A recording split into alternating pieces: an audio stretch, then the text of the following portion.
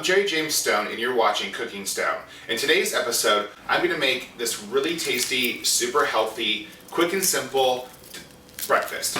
I almost said dessert. Who wants that? We want breakfast, right? This is my kale baked eggs. The best thing about this is like it's self-contained. It's kind of fun to look at. You can, depending on how you cook the egg, you could take it on the go if you wanted to. But mostly it has kale, which I love, and it has eggs, which I also love, and I think you're gonna like it too. Okay, so we're gonna make our kale baked eggs. Now, you've watched my video on how to properly buy and store and trim kale, so now you're ready, right? Right, of course you are. So the key to this is we're gonna make these little cups with the kale that we're then gonna we're then gonna bake with an egg, some Parmesan cheese, and some breadcrumbs. So what you need here, the important part to remember is you need to have the cup go up beyond the rim of your little muffin tin. So if it doesn't do that, it's gonna be a bitch to get the cups out. So by having it expand beyond, then you can just kind of pull them out after you bake them, which is nice. So that's something to keep in mind. Now you don't need to do anything to the kale beforehand. As you can see, it pretty much stays in place.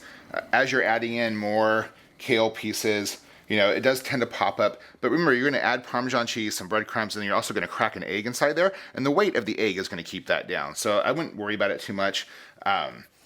So just to get the most out of this, I'm going to kind of tear these kale pieces.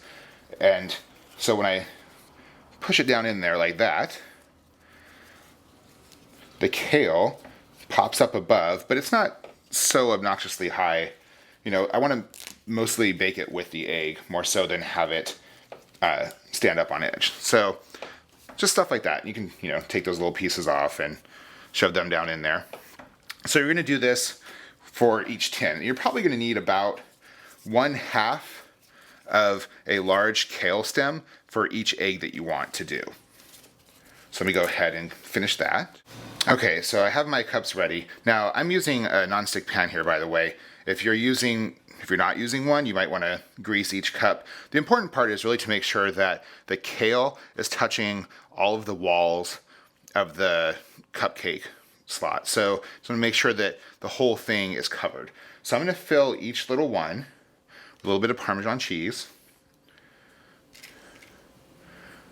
It's probably about a teaspoon or so, a hefty teaspoon, Parmesan cheese.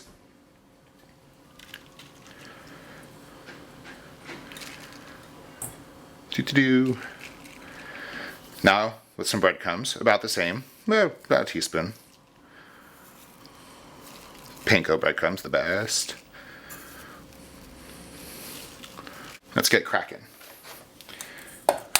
The thing that's really nice about this is just how scalable this recipe is. Now see how the egg kind of held down the weight there? Like as soon as you plop it into the kale, it pretty much takes over. But as I was saying, this recipe is really scalable. I mean, if you have some fresh kale on hand, you can easily just make one of these if you wanted to, or you can make 6, or if you have a bunch of guests, you're having a huge brunch, you can make 40, whatever you want to do. I won't tell, it's okay. You can make as many as you want. But it's really easy to scale. So I'm just gonna make 6 because, well, it's a good way to show off exactly what I can do here.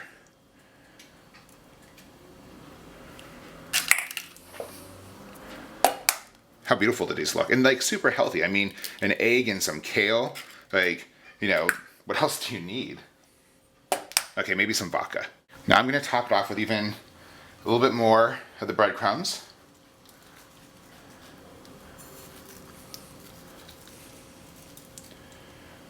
And also some Parmesan cheese and some salt and pepper,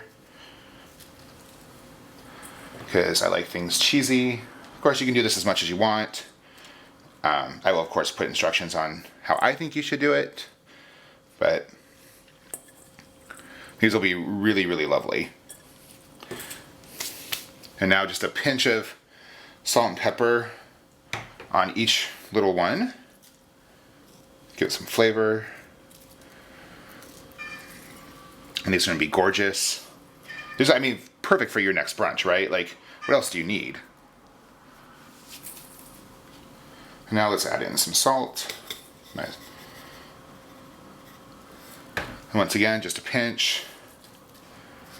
And we're gonna bake this in a preheated oven at 375 degrees, just for about 10 minutes until the white's set. And depending on how you want the yolks, you could bake it longer if you want. If you don't like a runny yolk, you could bake it for about, 20 minutes. But now we're set. These are so good. Enjoy.